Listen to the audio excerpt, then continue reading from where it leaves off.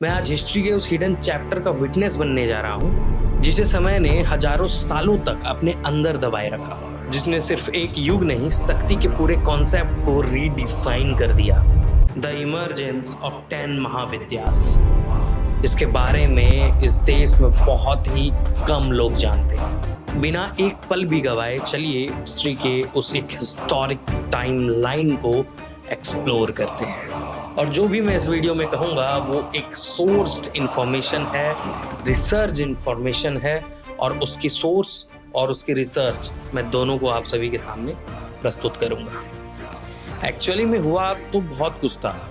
श्रीमद् भागवत महापुराण में इसके बारे में बहुत डिटेल्ड में चर्चा है कि कैसे भगवान शिव से प्रजापति दक्ष जो थे उनको घृणा हुई। एक्चुअली में प्रजापति दक्ष जो थे उनको अहंकार हो गया था ब्रह्मा के पुत्र होने का। जो ब्रह्मा थे उनके पुत्र थे प्रजापति दक्ष, और प्रजापति दक्ष की पुत्री थी माता सती, जिनका विवाह हुआ था भगवान शिव के साथ। तो प्रजापति दक्ष ने कनखल, यानी कि कनखल उस समय में हरिद्वार को कहा जाता था, आज के समय में हरिद्वार है, उस समय में उस स्थान को कनखल कहा जाता था। कनखल में बृहस्पति शव नामक एक यज्ञ का आयोजन करवाया। तो माता सती को अपने पिता के द्वारा आयोजित उस यज्ञ के बारे में पता चला, लेकिन उन्हें आश्चर्य हुआ कि उन्हें आमंत्रित नहीं किया गया। जब उन्होंने आकाश मार्ग से बहुत सारे देवी देवताओं को अपने वाहन पर जाते हुए देखा उसकी यज्ञ की ओर, तब उन्हें लगा कि उन्हें भी जाना चाहिए। तब वो भगवान शिव से हट कर बैठी, लेकिन भगवान शिव मानने को तैयार नहीं थे। भगवान शिव ने उत्तर दिया, कहा कि जिस स्थान पर किसी भी व्यक्ति को या किसी को भी आमंत्रित ना किया जाए, उस जगह पर वो व्यक्ति अगर चला जाता है तो वो अपमान का पात्र बन जाता है। और हुआ भी कुछ ऐसा ही। बाकी आप जानते हैं यज्ञ में क्या हुआ नहीं हुआ, लेकिन अभी जो मैं चीज बताने जा रहा हूँ वो बहुत इंपॉर्टेंट है। यज्ञ के बाद क्या हुआ, तांडव हुआ, जो भी कुछ हुआ वो सब मैं बताऊंगा ही, लेकिन अभी जो ये एकदम क्रूशियल पॉइंट है। तो भगवान शिव कहते हैं, व्यक्तम त्वम उत्कृष्ट गते प्रजापते प्रियात्म जानाम असि शुभ्रम मे मता तदापि मानम न पितुः प्रपतस्य से मदाश्रयात् कः परित्यपते यतः। इस श्लोक का अर्थ होता है, तो भगवान शिव कहते हैं, सुब्रु, मैं मानता हूँ कि तुम प्रजापति दक्ष की सभी पुत्रियों में से सबसे श्रेष्ठ हो, लेकिन फिर भी अगर तुम उस यज्ञ में जाओगी तो तुम्हें अपने पिता से सम्मान नहीं मिलेगा। अब इसी के बाद एक ऐसा कॉन्सेप्ट है जिसके बारे में बहुत कम लोग जानते हैं, लेकिन भगवान शिव के इतने कहने के बाद भी माता सती वहां पे जाने की हट करने लगती। अब जब भगवान शिव ने स्पष्ट रूप से माता सती को वहां जाने के लिए मना कर दिया, उन्होंने कहा कि वहां जाना उचित नहीं होगा, तब माता सती के अंदर एक क्रोध उत्पन्न हुआ। माता सती ने अपना उग्र स्वरूप महाविद्याओं में से एक महाविद्या माता काली का स्वरूप धर लिया। जब माता काली के स्वरूप में माता सती परिवर्तित हो गई, तब भगवान शिव ने अपने कदम पीछे खींचे। जब भगवान शिव वहां से जाना चाहते थे, वहां से हटना चाहते थे, तब माता सती ने अपने 10 महाविद्याओं के स्वरूप से भगवान शिव को 10 दिशाओं से घेर लिया। और यहीं पे सबसे पहली बात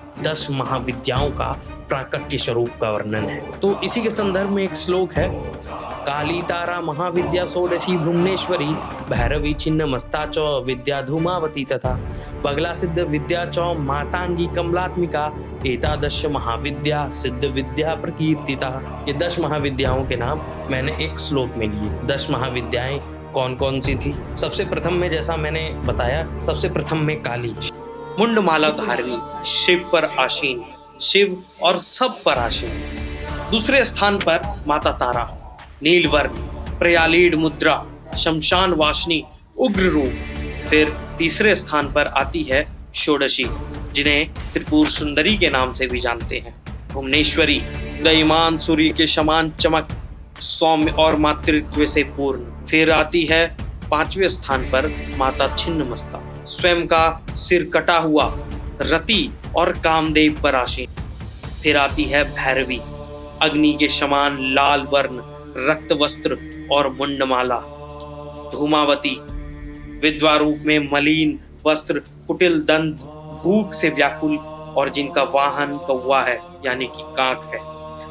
बगलामुखी, पीतवर्ण यानी कि पीला, जिन्हें पीताम्बरा भी कहा जाता है। शत्रु के जीव खींचते हुए इनका स्वरूप देखा जाता है, जिनके हाथों में गदा भी होता है।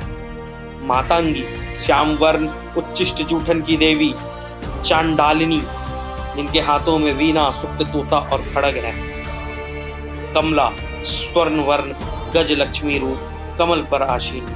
तब भगवान शिव ने सभी स्वरूपों को नमन करते हुए माता सती को यज्ञ में जाने की आज्ञा। जब माता सती भगवान शिव से आज्ञा लेकर के प्रजापति दक्ष के यज्ञ की ओर बढ़ी, प्रजापति दक्ष के यज्ञ पर पहुंचने के बाद भी उनका कोई किसी रूप से सम्मान या सत्कार नहीं किया। इस स्थान पर जब माता सती और प्रजापति दक्ष के बीच में संवाद होता है, तब प्रजापति दक्ष उन्हें बहुत बुरा भला कहते हैं, तो माता सती से सहन नहीं। तब माता सती जब अपने पिता के वचनों को सह नहीं पाती है, अपने पिता के उस बोले हुए शब्दों को सह नहीं पाती है, तो उनको लगता है कि मेरा प्रजापति दक्ष की पुत्री होना ही मेरे लिए पाप है, ऐसा माता का कहना होता है। और वो अपने आप को अपने योग शक्ति से अग्नि को समर्पित कर देती। माता सती का शरीर जल रहा होता है। भगवान शिव को जब यह पता चलता है, तब भगवान शिव अपने क्रोध पर नियंत्रण नहीं कर पाते। वो अपनी जटाओं को अपने हाथों से मोड़ते हैं और जटा को खींच करके धरती पर फेंक देते हैं, जहाँ पे उत्पन्न होते हैं पहली बार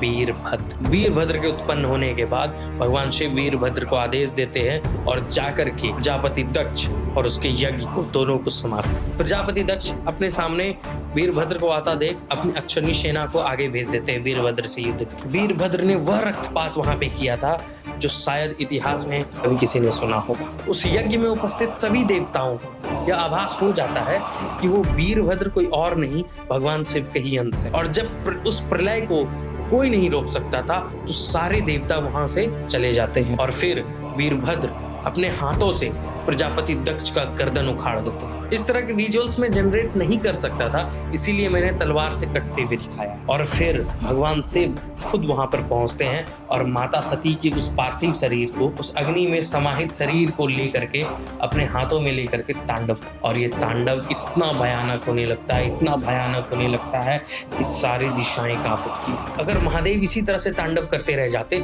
तो सृष्टि का ही अंत हो जाता। और इसी अंत को रोकने के लिए भगवान विष्णु अपने सुदर्शन चक्र से माता सती के शरीर को 51 भागों में विभाजित करते हैं, और जो 51 भाग धरती पर आकर के गिरते हैं, वहां शक्ति पीठ उत्पन्न हो जाती। जैसे कि एग्जाम्पल के रूप में आप तारापीठ ले लीजिए, जहां मां सती के नेत्र गिरी थी, उस स्थान को तारापीठ कहा है। तो इस तरह से कुल 51 शक्तिपीठ उत्पन्न होते हैं। आने वाले वीडियोस में हम और भी अच्छे से डिटेल से चर्चा करेंगे माता काली के ऊपर, 10 महाविद्याओं के ऊपर।